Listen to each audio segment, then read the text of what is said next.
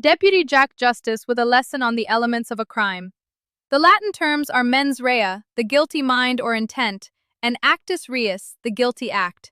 You must have concurrence, meaning that both elements are required to convict for a crime.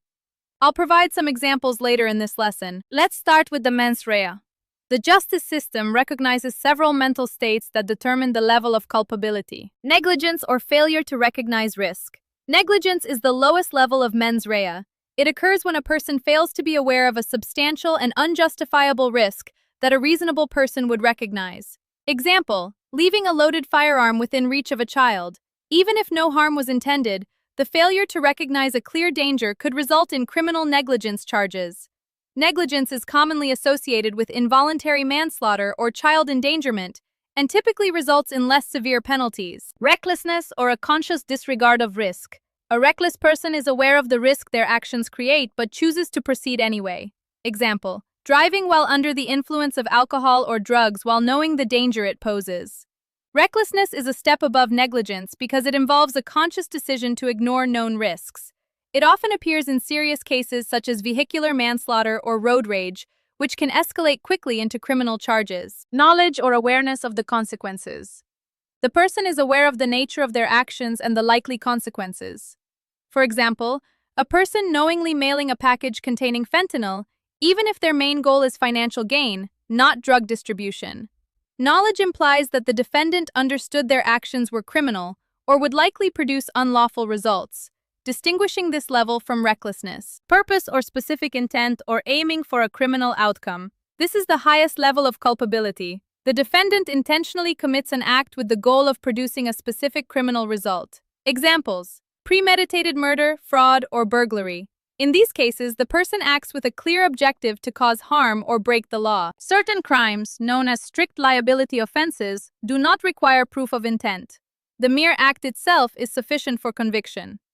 Examples include selling alcohol to minors or traffic violations. These crimes are generally minor but are strictly enforced to protect public safety. General versus specific intent crimes. General intent. In general intent crimes, the prosecution only needs to prove that the defendant intended to commit the act itself, not the specific outcome. Example: battery. The law only requires proof that the defendant intended to make physical contact, not necessarily to injure. Specific intent crimes require proof that the defendant had a particular goal or purpose when committing the act. Example: burglary traditionally requires unlawful entry with the specific intent to commit a crime inside. Proving mens rea in court. Since no one can read another person's mind, prosecutors use circumstantial evidence to prove intent. This may include the defendant's words before, during, or after the act, the method used to commit the crime, the nature and foreseeability of the outcome, prior knowledge or experience indicating intent. Courts assess whether a reasonable person in the defendant's situation would have known the risks or consequences. Several defense strategies center on disproving the required mental state. Mistake of fact. You misunderstood a key fact and would not have acted the same way had you known the truth. Lack of knowledge. You were unaware of a crucial element of the crime. Absence of intent. You did not act with the specific purpose required for conviction. Diminished capacity. A mental health condition affected your ability to form intent. Mens rea is a cornerstone of criminal law because it prevents the punishment of morally blameless individuals. A person who accidentally causes harm without intent or awareness should not be treated the same as someone who deliberately sets out to hurt others. For example, Maria is sitting at the bar drinking and sets her cell phone on the bar. When she tows to leave, she picks up what she believes is her cell phone and walks out of the bar. Suddenly, a person confronts her in the parking lot, accusing her of stealing their phone. She realizes her mistake and returns the phone. There was no mens rea, intent to deprive the person of their phone in this instance. California's jury instructions, CalCrim, emphasize how critical the mental state is in determining guilt. Jurors are instructed to consider whether the defendant acted willfully, knowingly, with specific intent, with malice, or with negligence, depending on the crime.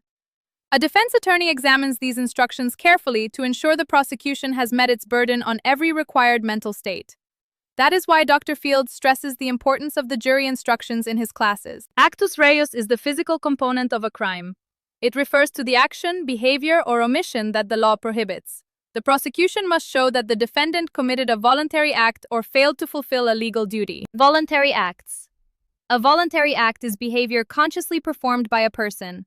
California law recognizes that a crime cannot be committed through involuntary movements such as reflexes, seizures, sleepwalking, or actions taken while unconscious. If the conduct was not voluntary, the Actus Reus element is not satisfied. Omissions. Although simply failing to act is not usually a crime, there are situations where California imposes a legal duty.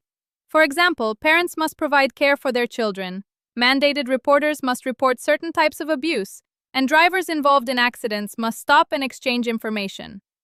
Failing to fulfill a legal obligation can serve as the actus reus of a criminal offense. Possession.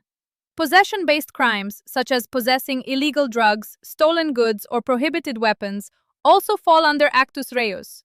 To qualify as possession, a person must have control over the item and know of its existence. Actual physical handling is not always required. Constructive possession may be enough. Understanding the mens rea and actus reus required to convict for a crime is vital for anyone studying criminal law in California. These two elements determine whether a crime has truly been committed and whether the prosecution can meet its legal burden of proof.